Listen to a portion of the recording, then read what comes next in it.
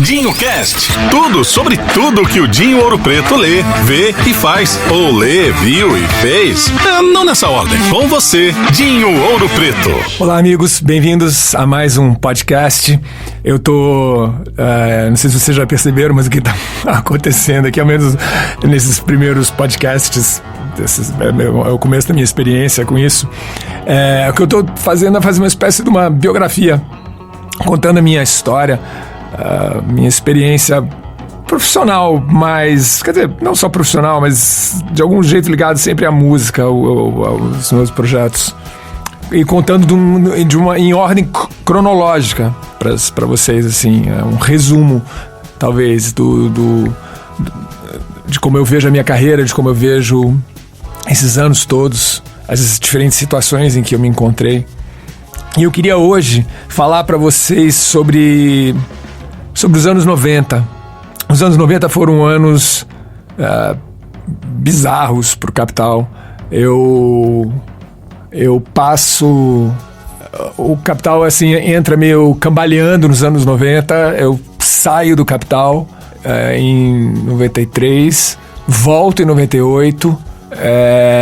e a gente começa a preparar o que a gente grava, a gente começa a preparar o que viria a ser o maior momento da nossa carreira. Então, eu acho que vale a pena entrar em detalhes e contar exatamente o que aconteceu, porque foi, eu acredito, um momento determinante para todos nós, em vários sentidos. Eu acho que o Capital nós todos tínhamos experimentado o sucesso muito cedo, muito jovens, e eu acho que logo depois a gente experimenta o fracasso também, sabe? Que eu acho que nos fez bem, sabe? Eu acho que põe as coisas no seu devido lugar, eu acho que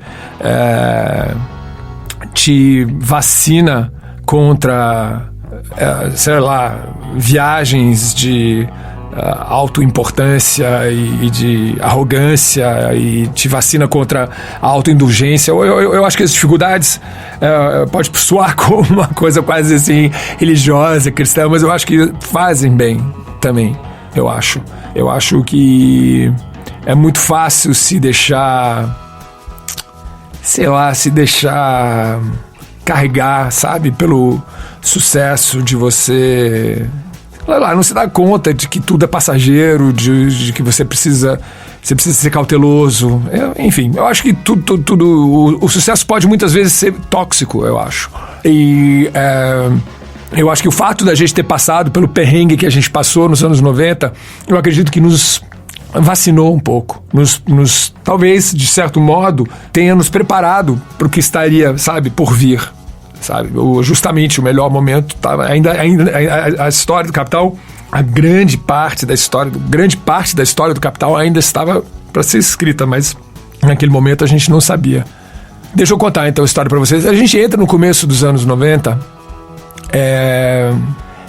eu vou contar assim na primeira pessoa, porque assim, é a sensação que eu tive. Eu entro no começo dos anos 90 e eu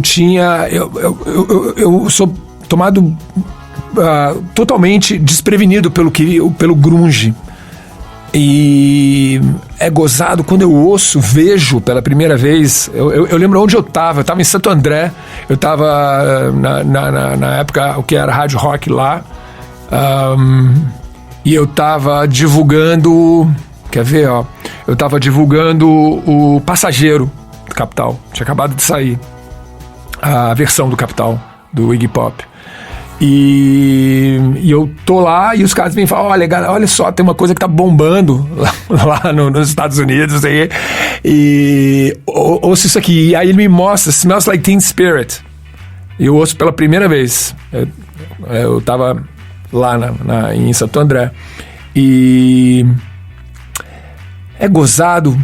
Eu lembro que quando eu ouço pela primeira vez, assim, bom, deve ter tido algum efeito em mim, tanto que eu lembro aonde eu estava, quando foi exatamente, sabe? Mas não me salta aos olhos como nada de revolucionário. Eu lembro que na primeira vez que eu ouço, eu não sei bem porquê, eu acho a voz do Kurt Cobain meio parecida com a voz do Sting. Mas eu como do mesmo modo que quando eu ouço punk pela primeira vez, quando eu ouço Sex Pistols, eu também não entendo exatamente a dimensão da tempestade que estava se aproximando. Quando eu ouço Nirvana pela primeira vez, eu também não entendo de cara, assim, as ramificações, a importância, a grandeza, a proporção, a magnitude do que estava a caminho, sabe? Algo realmente revolucionário, sabe? E que influencia o rock daqui, influencia o rock no mundo inteiro. É uma coisa que reverbera pelo planeta inteiro. Eu acredito que ali... É difícil definir exatamente o que era grunge, mas em termos sonoros, parecia que era uma mistura de duas coisas que até então eram quase incompatíveis. Parece meio uma mistura de punk rock com metal. Era como se os Ramones encontrassem o Black Sabbath, sabe? E você vê isso, você ouviu o Soundgarden hoje, Alice in Chains, a impressão que eu tenho ouvindo é que é meio isso mesmo. Duas coisas que, sei lá, 12, 13 anos antes, eram um ou outro. Aqui em São Paulo, quando a gente chega, moleque, adolescente, assim, no começo do Capital, punk odiava metal e vice-versa. As duas tribos se pegavam, inclusive, no centro. Eram inimigos jurados, sabe? Quem diria, que 15 anos mais tarde ia surgir uma turma lá do noroeste dos Estados Unidos que ia dizer, peraí, a gente gosta das duas coisas. A gente gosta dos Ramones, Sex Pistols, mas a gente também gosta do Sabbath, sabe? E metal, né?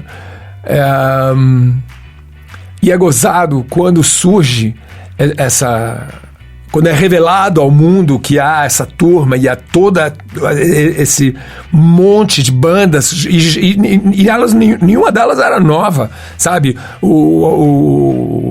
Todas já estavam no segundo, terceiro disco, as bandas já existiam fazia tempos, e a gente estava abaixo do nosso radar, do meu radar. Eu não tinha ouvido falar em ninguém. Mudhoney, Alice in Chains, Soundgarden, nenhuma dessas bandas eu conhecia. E eu sou pego completamente desprevenido. E é gozado como o que eu estava ouvindo na época, eu estava indo em outra direção. Eu lembro que eu estava ouvindo muito INXS, eu estava ouvindo Prince, eu estava ouvindo Talking Heads, eu estava ouvindo Cure, eu estava ouvindo outras coisas. Minha cabeça estava em outro lugar. E eu acho que o som do Capital tinha se afastado um pouco das nossas origens, né? De onde nós víamos, das nossas raízes.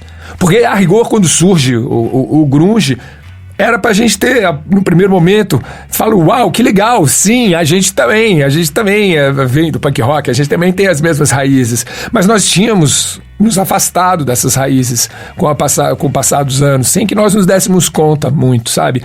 E eu acho que era como se o grunge fosse uma chamada na chincha, fala, aí acorda, isso aqui que é o rock and roll, sabe? Vocês estão se afastando da verdadeira raiz rock and roll.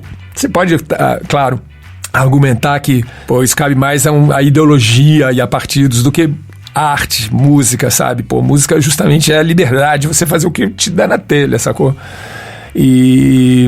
Mas eu lembro de uma sensação de eu olhar pro meu trabalho, de eu olhar pro Capital e falar, uau,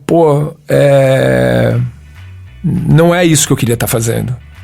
Eu acho muito mais legal o que essa geração nova está fazendo. Inclusive as bandas brasileiras que surgem nesse momento, sabe? Surge Planet Hemp, surge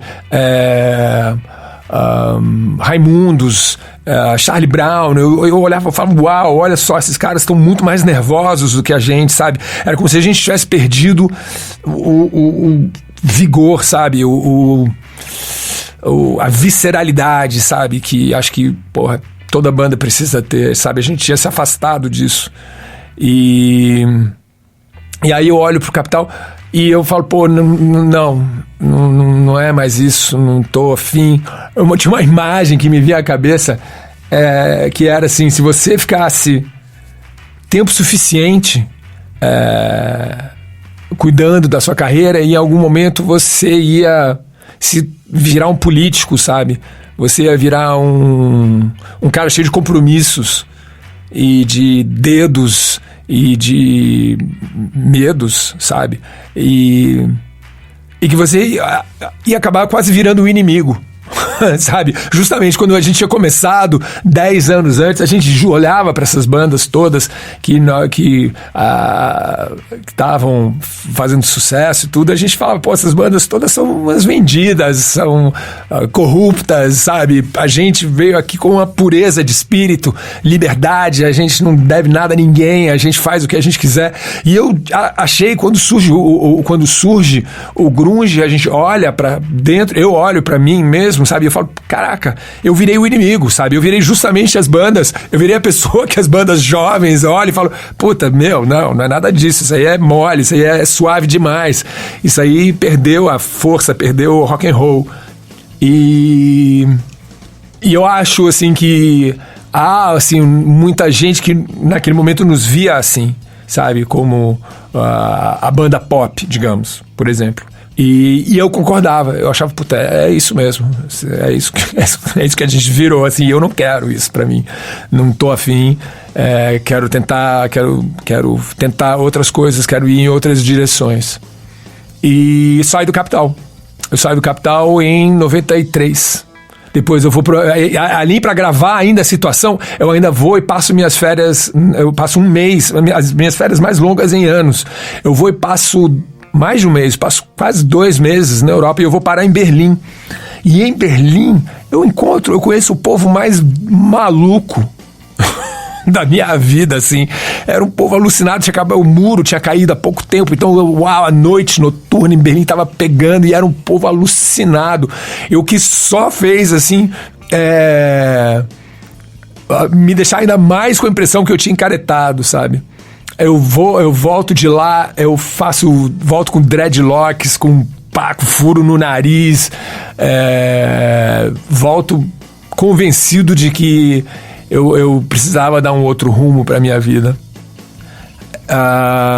Logo depois, a gente tem uma discussão, acho que no Circo Voador, que acaba servindo, na verdade, mais de pretexto, sabe, pra separação. E eu falo, bom, beleza, essa briga aqui foi a gota d'água, eu já tô com isso aqui engasgado, com esse sentimento de insatisfação engasgado, então vou aproveitar, deixa e vou sair fora.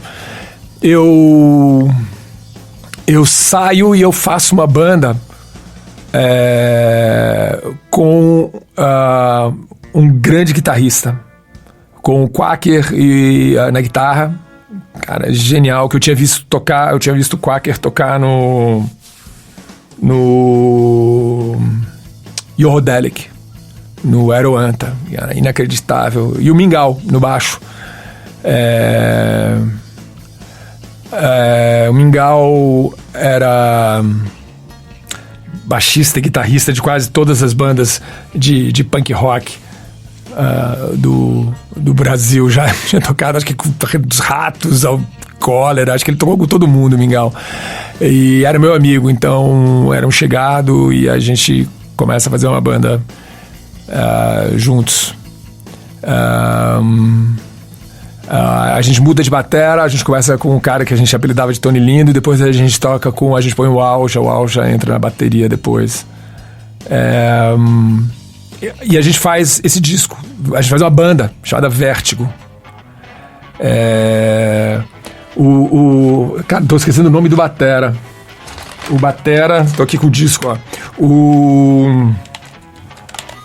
A gente grava de 93 a 94, a gente grava no Rio de Janeiro, produzido pelo Dado. A gente grava produzido pelo Dado e a gente faz um dos discos que, na minha opinião, é um dos discos mais legais que eu já fiz na minha vida. Esse disco estava indisponível até pouco tempo atrás. O Dado, que era o dono do selo, que gravou o disco, além dele ter produzido, ele era o dono do selo. Ele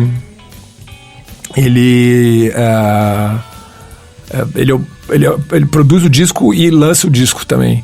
E ele não tinha disponibilizado o Vértigo